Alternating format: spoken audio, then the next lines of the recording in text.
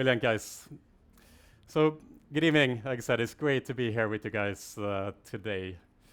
And I want to just ask you to look at the screen. March of 2020. What is the first thing that comes to mind when you see this very specific month? COVID, right? And 4 years after the pandemic happened, I think we're at a point now where we can start to retrospect a little bit about this period itself. And to me, when I look back at the pandemic, it is really one thing that strikes me the most, and that is how people acted during this period. For me, the pandemic was really a magnifying glass, let's say, in people's underlying personalities. And the summary for me of the pandemic is that bad people became worse, but good people became better. Right? If you think about it, at the start of the pandemic, do you guys remember this in the supermarkets when people were hoarding toilet paper? It's like the weirdest thing why people did hoarded toilet paper. It brought out so many strange sides in human beings. But we also saw some really sad happenings, of course, where fundraisers were held with people who unfortunately defrauded people and took that money for themselves. And it brought in some pretty nasty side in certain people. But on the other hand, good people became amazing. I mean, think about the frontline workers, the hospital workers, working around the clock to serve the many hospital clients that came into the hospital during that time. Or this very specific person, Captain Tom, in the United Kingdom, he was turning 100 years old in March of 2020 and decided to raise charity by walking 100 laps around his house. He had a target to reach £1,000, and he ended up raising 32 million pounds for charity. Incredible, right? People coming together.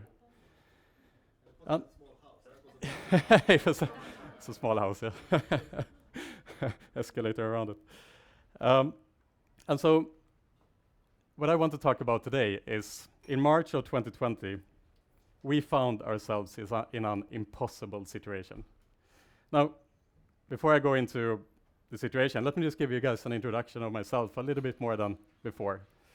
I'm PIERRE LINDH, the co-founder and managing director of Next.io. At the age of 17, I started a poker club. This is me. Yes, I did color my hair brown. In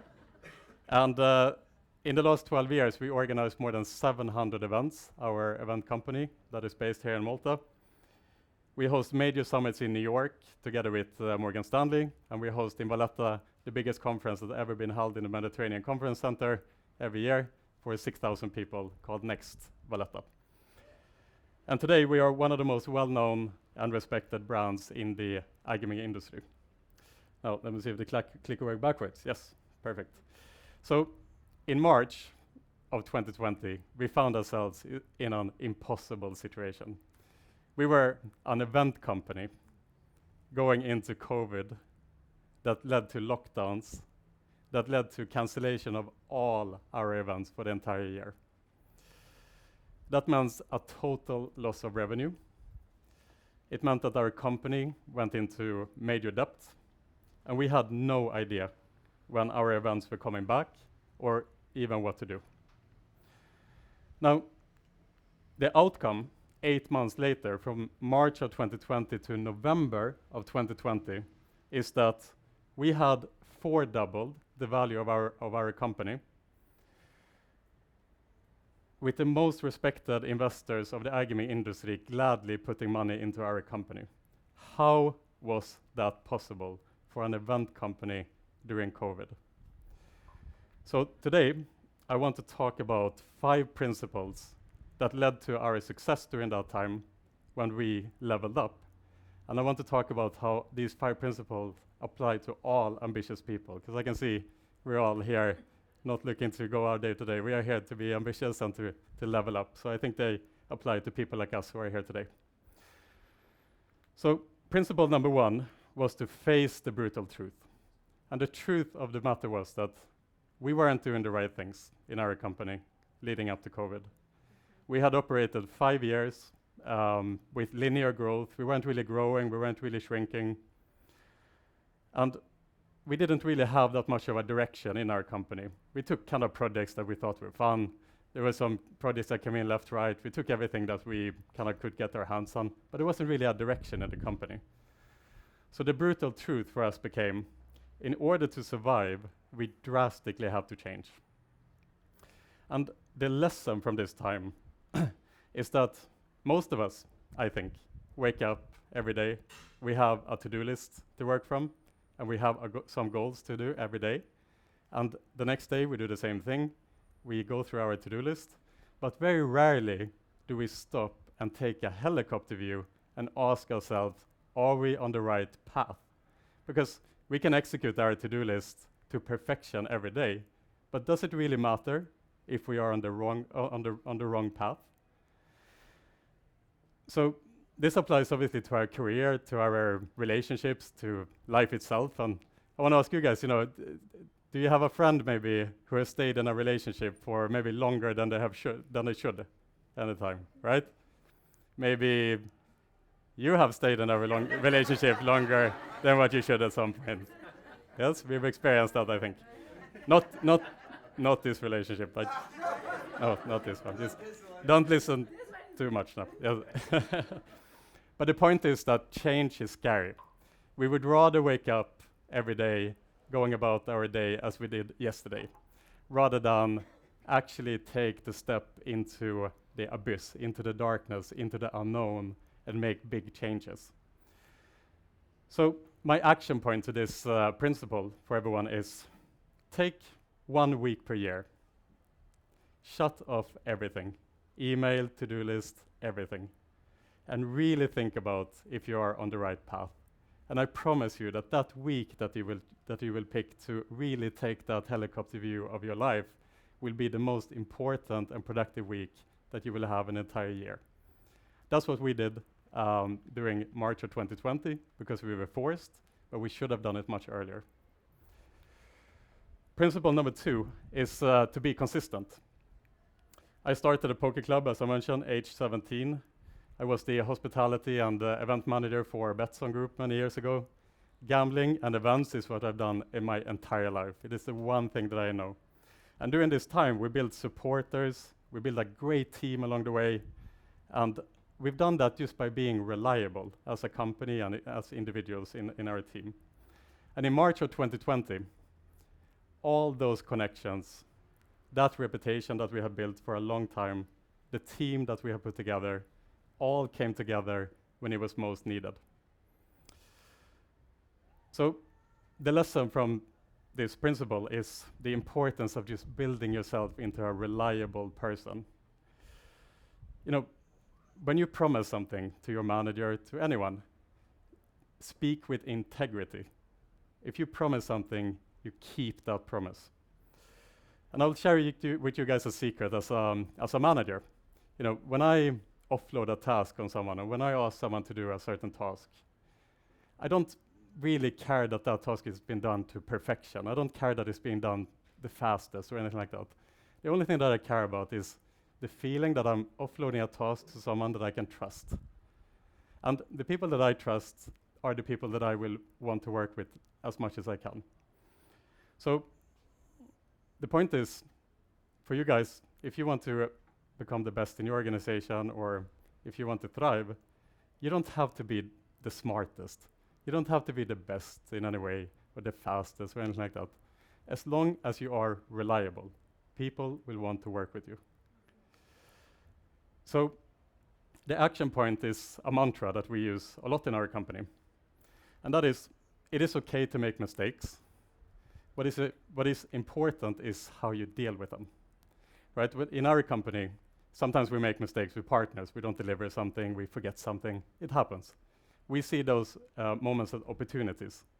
We see it as an opportunity to show to our partner how committed we are to their success by overcompensating for whatever the mistake is.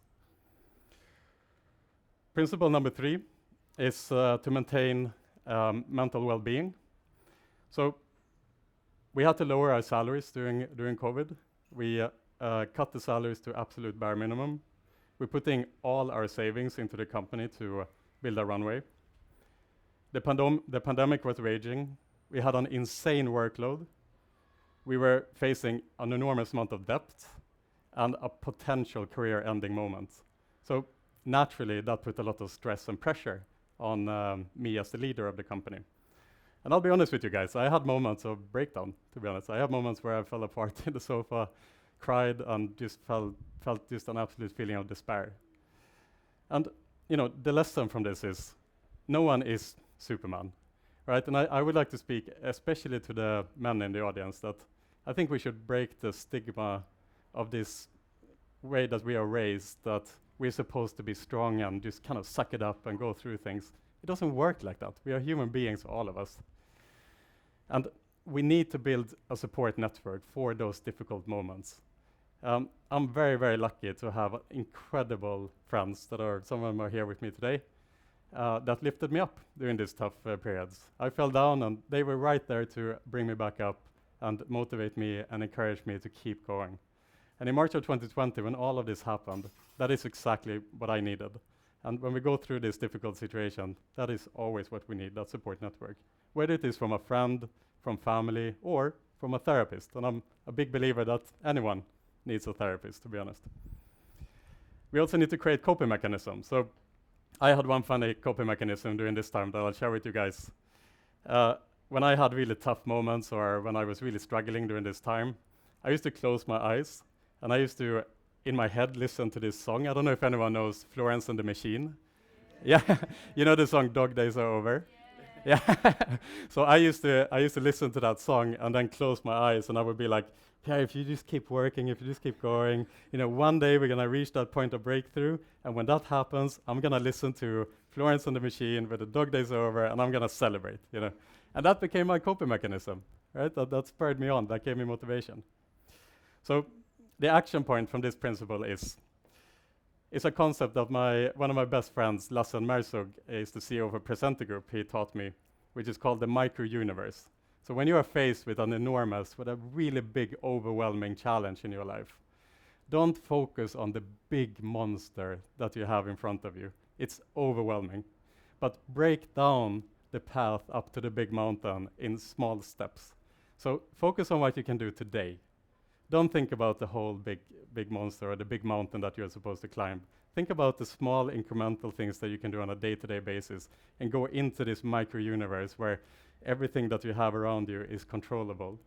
And sooner or later, before you know it, you will have reached the peak of the mountain.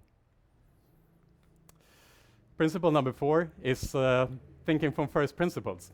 This is a concept I'll try my best to explain to you guys, but essentially there's 2 ways of thinking when you're facing a problem.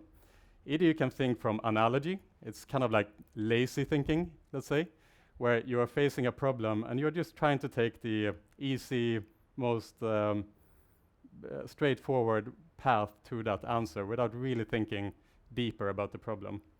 Whereas thinking from first principle is like thinking from a problem and seeing it with fresh eyes. And you're thinking about how to deeply pick this problem apart and build up the genuinely best solution to the problem. But to illustrate this, I like to mention, for example, when Steve Jobs of Apple, when he launched the iPhone, Apple didn't think about what phones were on the market before the iPhone and say, the Nokia 3310, how can we make it 50% better? Right? He didn't look at the phones that were available and say, like, how can we make these phones a little bit better than they were before? They looked at this problem with fresh eyes and they said, how can we build the best possible phone with the technologies that are available to us today? Right? It's a completely mind shift, right? A completely revolutionary product when the iPhone came the first time. I bought the iPhone 3G the first day it came, actually. And I used to use it as a pickup phone, actually. When Pierre was a little bit younger, I used to pick up girls, so then I would give the phone to them to put in their own number, and they would be like amazed. Or maybe it was in my own head that maybe they just thought that was a bit lame. Probably the second one. But in contrast to that, the CEO of Microsoft at that time, Steve Ballmer, was asked in an interview, what do you think about the iPhone when it was launched? And Steve Ballmer said, he just laughed and he said, ha ha ha, well, The iPhone, it doesn't really appeal to business customers because it doesn't have a keyboard. Because he was thinking about the business customers of yesterday and what they wanted and the phones and the so on that were available to them. He didn't understand that there was a technology shift and that the business customer for the future wanted something different. Yes, this is thinking from analogy, thinking backwards rather than forwards. So in March of 2020, we had a couple of decisions to make. Question number one was, do we keep going? I mean, thinking from analogy, we're an event company during COVID. All the events are gone. There's no reason to keep going.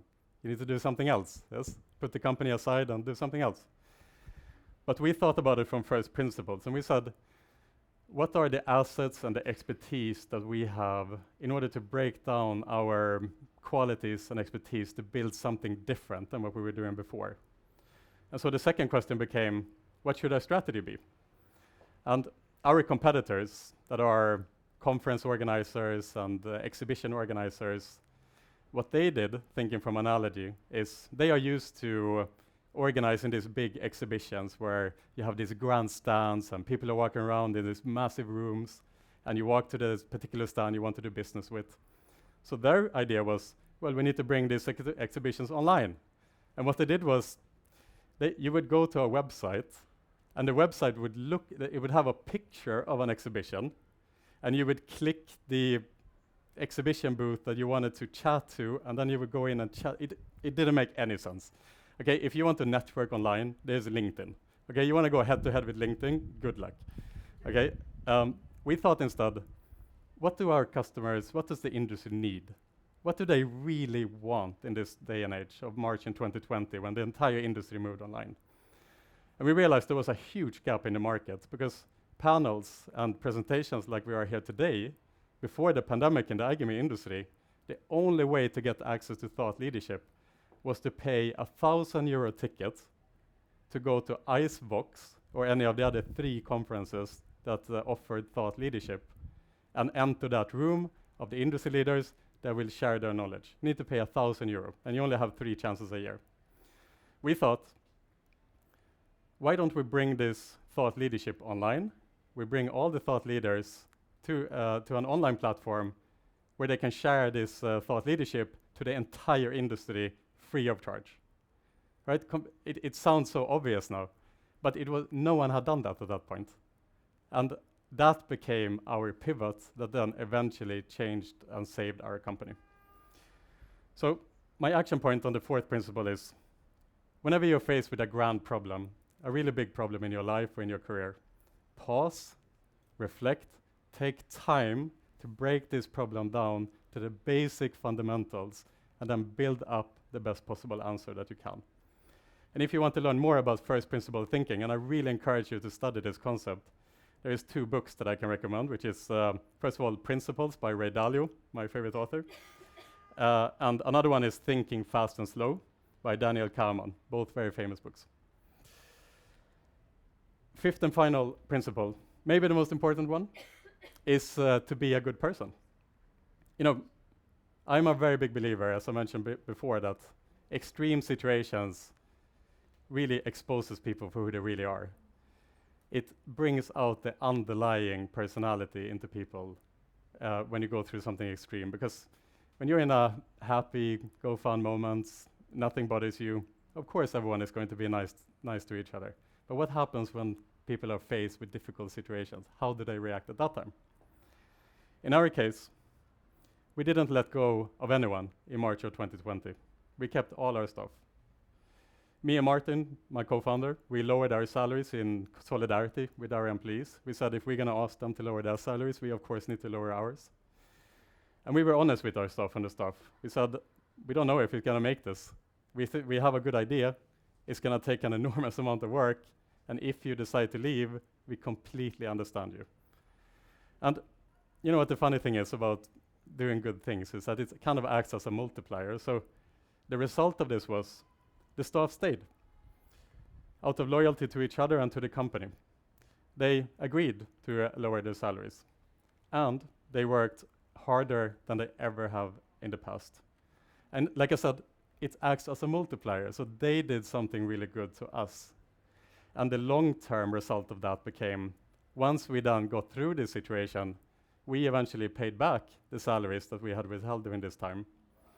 All the staff that were with us to today now have leadership positions in our company, and we have a genuine lifelong loyalty to the people that saved both us personally and the company as a whole, to always make sure that they get the best possible life working at Next.io. And so the lesson is, being a good person is like a flywheel, right? Like, you do something good for someone, someone does something good for you, you do something good for someone else, and it just adds on. And imagine doing this over years, right? You build up that level of trust with people who are there to help you whenever chance they get. And so the action point is another mantra that we have in our company, that we always talk to our sales team about, because we always say to our sales team, like, what is the best way to sell if you're a salesperson? Like, if you think about it yourself, like, what is the best way to sell to you, if you think about that? Is it this, like, I don't know, this like sneaky salesman who is like able to talk there and weasel the way through saying the right words to get the sale out of you? This like ABC selling is called, always be closing, like in the 1990s, Wolf of Wall Street, if you imagine. No, that's not the case at all. Like, if I think about it, I want to be sold to a person that I like. I want to be sold to by my friend. I want to support the people that I like, and they are the people that I'm gonna buy from in general. So we always say to our sales team, the best way to sell is just to be yourself. Unless you are a serial killer, in which case, don't be yourself, okay? But then you don't belong in our company. So what was the outcome of all of this? From March of 2020 in November of 2020, we went from an event company in 2020 without clear direction to a digital media powerhouse, positioning ourselves as a thought leader of the gaming industry.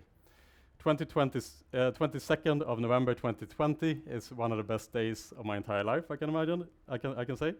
8 months of the COVID, we signed an investment agreement with 3 of the most respected investors of the entire company, of the entire industry, that ended up saving our company. Thank you.